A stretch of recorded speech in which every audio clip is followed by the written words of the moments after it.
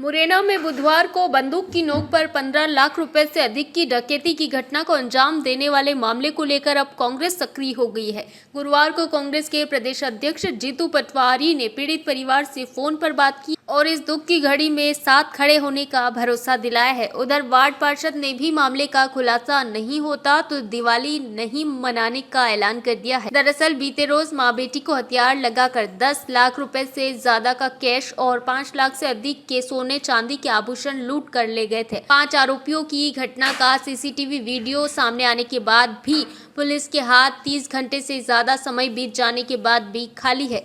कांग्रेस के अंबा विधायक देवेंद्र सक्करवार और लोकसभा प्रत्याशी सतपाल सिंह सिकरवार के साथ वार्ड 1 की पार्षद मधुबाला शर्मा पीड़ित परिवार के बीच पहुंची और उन्होंने कड़े शब्दों में पुलिस को चेतावनी देते हुए कहा कि मैं वार्ड 1 की पार्षद हूं और यह दिन दहाड़े डकैती डाली गई। मेरे परिवार के लोगों के घर डकैती डाली है। जब तक मामले का खुलासा नहीं होता हम लोग दिवाली नहीं मनाएंगे और सिर्फ हम ही नहीं बल्कि बाढ़ के लोग भी दिवाली नहीं मनाएंगे। कांग्रेस के लोकसभा प्रत्याशी रहे सतपाल सिंह सिकरवार ने कहा कि दुर्भाग्य की बात है कि दिन दहाड़े डकैती हो रही है और मां बेटी को बंधक बनाकर बंदूक की नोक पर डकैती डाली जा रही है। जिले भर के हालात जो आज के समय में है ऐसा मैंने पहले कभी नहीं देखा। इस मामले को लेकर हमारे प्रदेश अध्यक्ष भी चिंतित है और वह प्रदेश स्तर पर इस मामले को लेकर चर्चा करेंगे। परिवार से भी उन्होंने फोन पर बात की है। भारत का ब्लॉक बापजी एएससी ब्लॉक, मजबूती एसी स्टील जैसी, न रेती न सीमेंट न तराई की है झंझट। भारत का नंबर 1 ब्लॉक ISI व ISO मार्क से प्रमाणित भी है। MP राजस्थान का सबसे अत्याधुनिक प्लांट। अगर आप भी चाहते हैं बापजी एएससी ब्लॉक मंगवाना तो आज ही संपर्क करें। Jhanjharwada industrial area, Neemuch, Madhya Pradesh. Contact number screen पर मेंशन है, जल्दी संपर्क करें।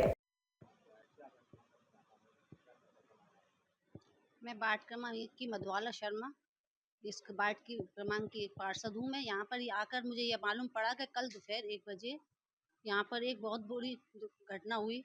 यहाँ पर डकैती हुई जहाँ महिलाएं और बच्ची अकेली थी। ऐसा नहीं होना चाहिए और मैं यह चाहती हूँ कि पूरी पुलिस प्रशासन इसमें हमारा योगदान करे और सहयोग करे। और अगर जब तक इस प्रशासन इस डकैती का और चोरी का पता नहीं पड़ेगी तब तक हमारे यहाँ दिवाली नहीं मनाएगी, क्योंकि ये मेरा घर है, परिवार है, गाँव। ये नहीं है कि मैं ऐसे ही अकेली कहीं से ऐसे है। ये हम इनके साथ हैं और इनके साथ रहेंगे। इसलिए लिया गया है, जब इनके घर ही दिवाली नहीं मनाई तो ये मेरा परिवार है। जब यही दिवाली नहीं मनाएंगे तो मैं कैसे दिवाली मना लूंगी। नहीं जलेंगे दिए। अगर इनका अगर कोई पता नहीं पड़ेगा तो नहीं जलेंगे दिए। खास तौर पे मेरे घर तो नहीं जलेंगे।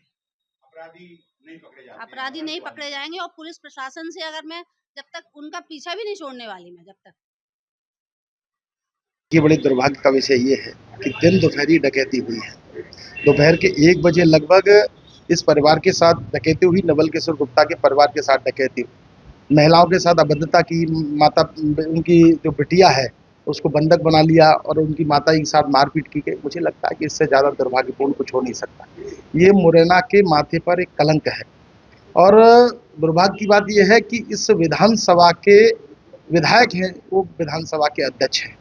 जब उनके क्षेत्र में इस प्रकार की घटना घटेंगी तो प्रदेश का आम लोग कैसे सुरक्षित रहेगा। मुझे लगता है कि इस प्रदेश के मुखिया को इस्तीफा दे देना चाहिए। पर्ची के मुख्यमंत्री से ये पूरा प्रदेश कुछ आशा और उम्मीद नहीं रखता है। पूरा प्रदेश भू माफियाओं के हवाले है, शराब माफियाओं के हवाले है। पूरे प्रदेश में अराजकता का माहौल बना हुआ है। जब रक्षक ही भक्षक बनेंगे तो इस प्रदेश को कौन बचाने वाला है। 3 करोड़ की हवाला काटी लूट कर रहे हैं। अब क्या प्रदेश की स्थिति होगी। और माल खानों से माल गायब हो रहा है। मतलब जुए की लत से एक सिपाही ने माल खाने के 50 से 60 लाख रुपए गायब कर दिए।